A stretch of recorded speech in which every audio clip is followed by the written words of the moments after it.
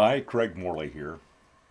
Going to look at a few ways that you can organize your appraisal report that makes it a little bit easier for both you and your client to read the report and better understand the assignment results.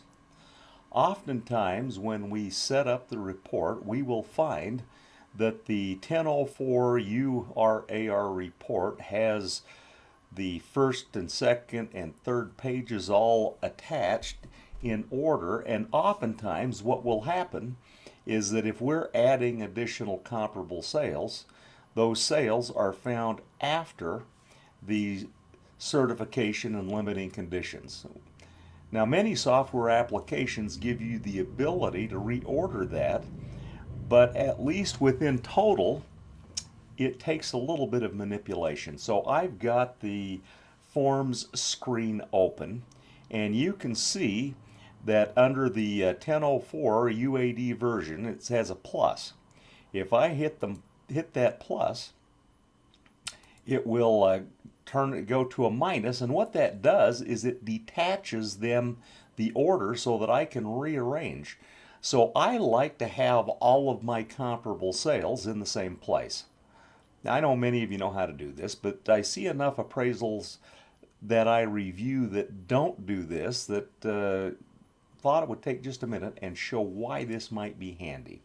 So you take the additional cells and you move it up after page 2.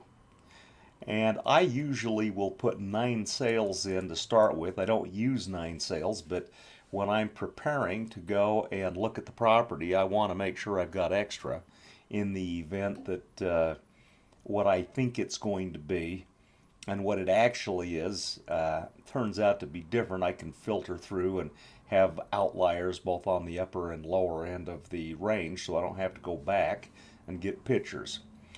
So I like to put my comment addendum explaining my analysis after the sales, so I'm going to move that there. I like to put the 1004 MC after my comments, which is the part that gives me the chance to analyze market conditions and put that there. I usually will put a lot sales addendum summary. If I'm doing a cost approach, I want to be able to have my summary support for all of that. Then I'm going to leave everything else the same. I have the USPAP identification addendum and my plats, and I like to lump everything in that's relevant in the same place. So I'm going to save and close that, and what that will do is put everything together. Now, at the time of this video recording, we're in the middle of the pandemic of the COVID-19, and so what I'm doing is I use this USPAP addendum, and what I like to do, I don't have this in exactly the place I would like it to be, so I'm going to cut that and paste it as an additional certification. I think it's important to notify our clients that there is a pandemic going on. We're not entirely sure what the impact of this is going to be. Some of the data we have took place before, so we just want to notify them that market conditions might be changing and they may not be showing up in the data that we're using. We try, and I think it's particularly important at this point to include active listings or pending sales, because that gives at least some indication where things might be headed. Not always, but it at least is something. Now, one of the things that I like to do in getting this file ready to send up to my total mobile work cloud is I like to use the work file tab underneath the total. Now, I don't know how many people use this, but I think this is just an outstanding tool to have or thing to have, because it allows me to put all of my data in one place. And I put all of my work file information within the total work file just so I have everything in one place. So in this case, I can have my my public record information is here. I can come back to my work file and I will have the assessor record information here. Now let me show you one of the things that I really like is that by having this here, and I will do this in another video, but you have the ability now when I get out in the field, I can go and measure this property, and I use either one of my devices. I use two mobile devices, either my iPad Pro 2020, which I really like, but it's a little bigger, and I also have the Samsung Note 10 Plus, which has the stylus, which frankly is a little more convenient and works pretty well, but it allows me to be able to go right on my PDF. Now, sometimes if I feel fairly confident that the sketch is correct, I will go pre-sketch my building. I can make minor alterations in the field to my sketch without too much difficulty. If I have to start making too many changes, then I find it to be kind of a pain in the neck. And so if you're looking at a few inches here and there, county's usually pretty good. And here in this county, they generally are. I will usually find the place that is easiest to start with. So I'm going to start on the corner by the radius, and I'll just go ahead and sketch this down, and hope that I don't have too many problems when I actually get out in the field. This looks like it should be fairly straightforward. This particular county usually measures to the nearest tenth of an inch, or a foot, I mean. And the problem is a lot of times they have a hard time making the conversion from inches, the empirical, to and so it creates a bit of a problem. And you'll see that I set my sketch up so that I've got it in feet and inches, which I prefer. It's a little easier for keeping track, and I think it gives a little nicer looking result on my sketch. Now, one of the things I want to show you with this that I think is kind of a neat thing that improves the look of your report that you may already know about, but I think it's kind of a handy little tool, is so I'm going to show you how you can put different colors for the different types of space that you have with your property that you're doing, and I think it gives a nice looking report. And my experience has been that if you've got a nice looking report, it tends to be more believable for whatever reason. So I'm down to the point where I have the radius. I'm just going to close it, and you'll see that it closed that and did a linear line. Now what I can do is that I can come and grab it at that point. If I turn this over to modify, I can grab this and just drag it out, and gee, that's pretty slick. Beats a lot of the other ways of being able to do that. That's pretty handy. So now I'm going to come over and just draw in a couple of these things. Now you'll notice that everything in there is yellow.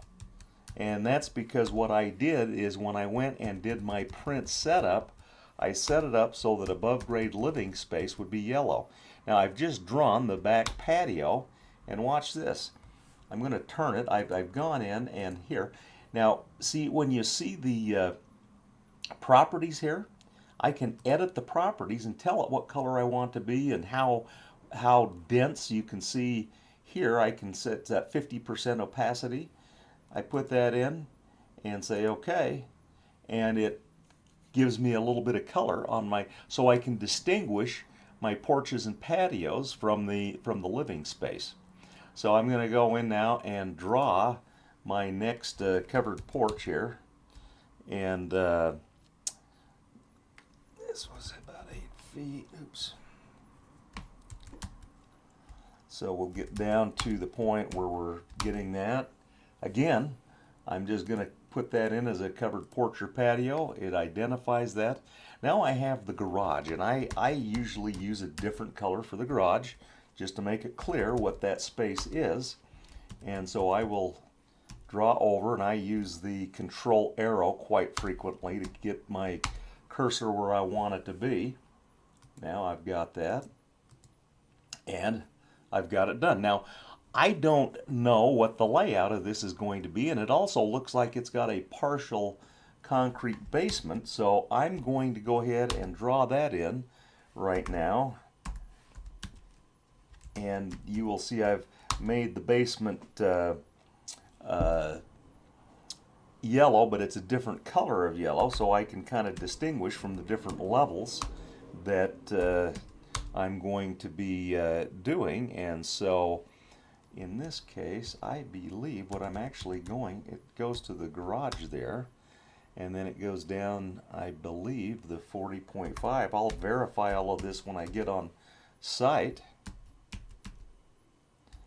I'm going to close it.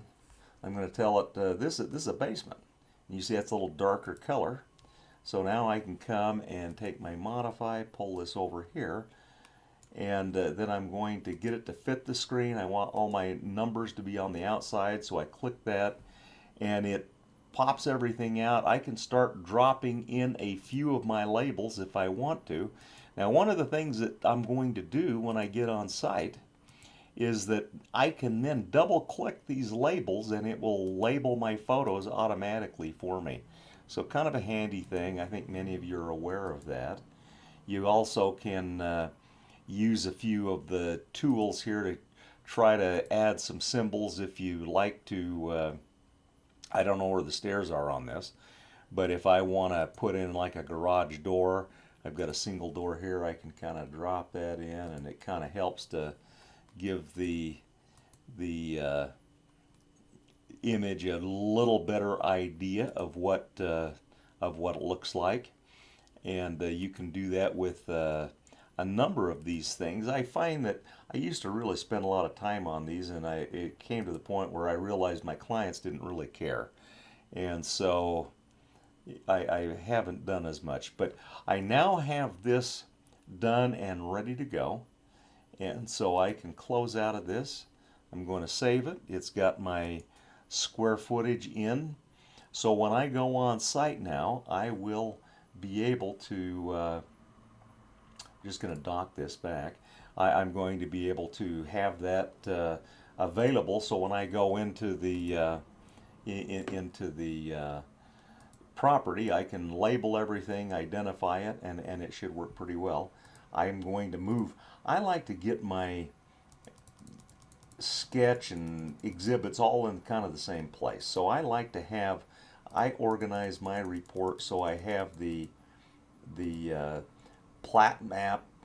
I'll have an aerial map. I'll make that, and that just makes it kind of handy to keep my plat maps, my location maps, everything that deals with the property description outside of the form itself in one place. So someone that is trying to find out information about the property isn't hunting all over the place to try to figure this thing, figure out where this thing is. I find that to be one of the more frustrating things that I do when I'm reviewing others' reports, is to be able to know where to find stuff. And so when I organize this so that I have comps 1, 2, and 3, I now have comps 4, 5, and 6, 7, 8, and 9. Then I'm going to have my analysis here, and a lot of this stuff I'm going to delete. I think most of the GSEs and lenders hate lots of boilerplate. They want specific information about the report. So I expect that we've gone in and used FHFA to identify some general trends, but I anticipate that my data is going to be current enough that I probably won't need to deal with market condition, and so I'll delete that. I have my location stuff here talking about how I develop the location adjustment, and I'm expecting that I will pull this out and add to it. We will I've done a few videos in the past showing how we use the worksheet to go in and develop some of the adjustments. We have the cost approach built right into the worksheet. And so what I will do when I put my comps in, it will give me suggestions on how much, what the average price per square foot was, what the ratio, and gives me some support on how we're going to do that. If there are view differences, I've got some analysis that we've done here. We will, if it doesn't apply, we'll cut it out. If it does, quality, we've gone in, we're using kind of a modified cost as a basis to support the quality adjustments. It's a tough deal to figure out how do I support differences in quality, and oftentimes it's hard to do that with some kind of a statistical model.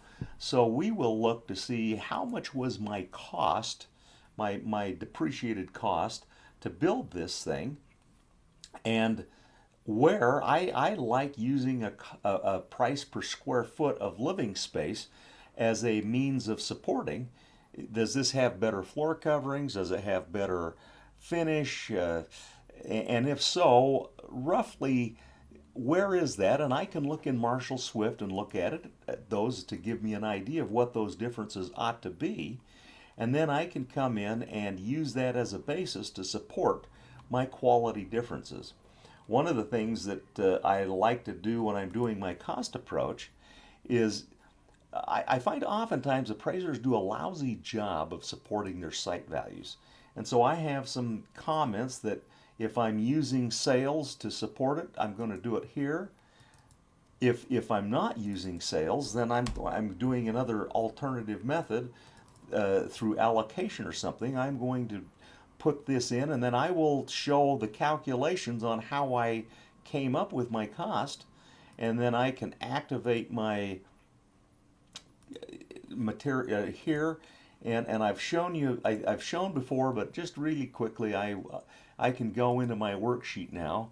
This is likely to be a pretty good quality home, and so I can come in and say, okay, this is a good quality, it might even be a very good quality home, but I can take my numbers, put them in. If it's got a tile roof, it says it's 3.8. If it's got a the general allocation for floor coverings is about 732. I can add in for the basement. In this case, the basement is not as big as the main floor, and so it's about 2418 is the base, and you've got about 3962 for the finish. And so what it'll allow me to do now is I can put my garage numbers in, which it looks like it's about 3692. I can put my area multiplier in this case it's 0.96, and it will transfer. You see that it all transfers. Now I can go and add in my porches and patios. I've got a little place here where I can say, okay, if I look on my sketch really fast, it's going to show me that I have 424 square feet plus 80. Well, we'll do just for illustrative purposes, 424. I can look in my Marshall Swift cost data, about 20 bucks for something like that. I've got I can calculate how much slab area I have if I've got 700 square feet of slab at $4 a foot. I've got my appliances.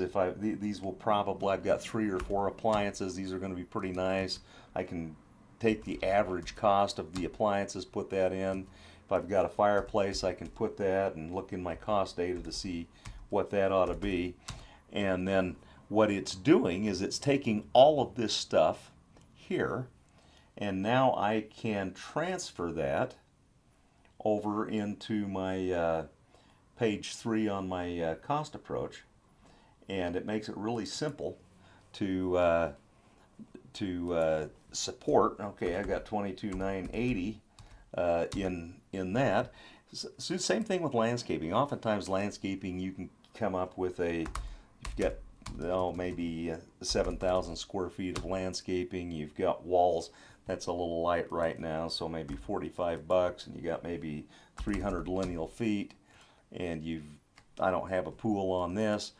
This place is 10 years old. You probably have something in the neighborhood of 30% on the depreciation. It might be different, but what it allows me to do now is I say, okay, I've got something in the neighborhood of 26,600, and what it allows me to do is to go in and come up with this.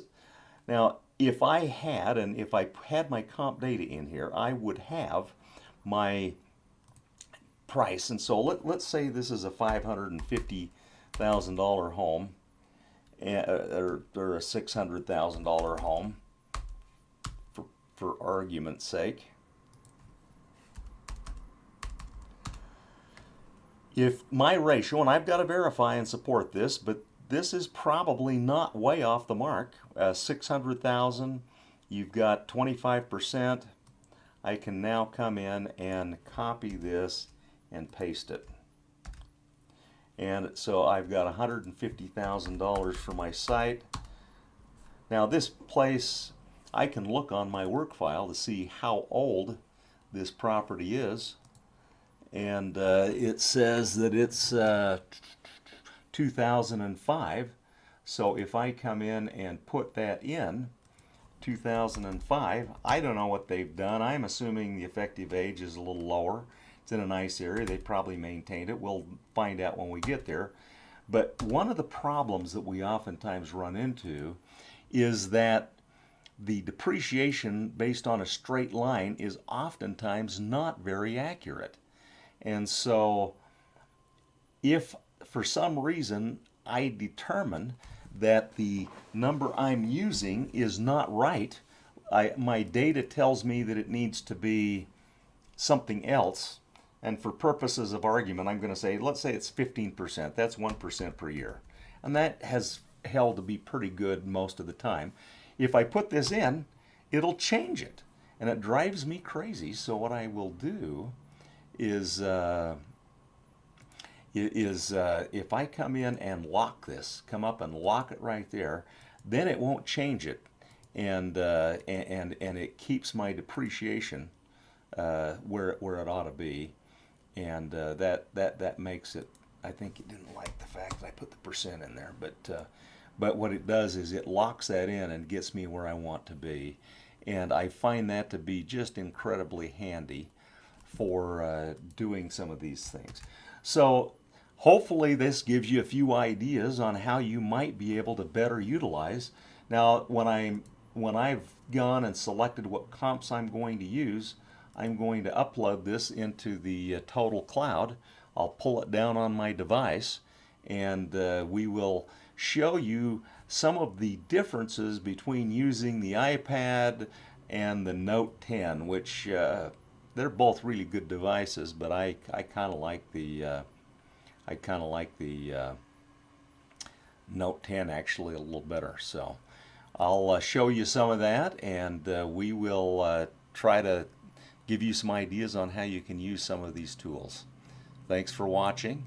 If you like any of this, hit subscribe. We're trying to provide some content from time to time that may help you in figuring out how to better utilize some of the technologies and tools that are available for appraisers. Thanks.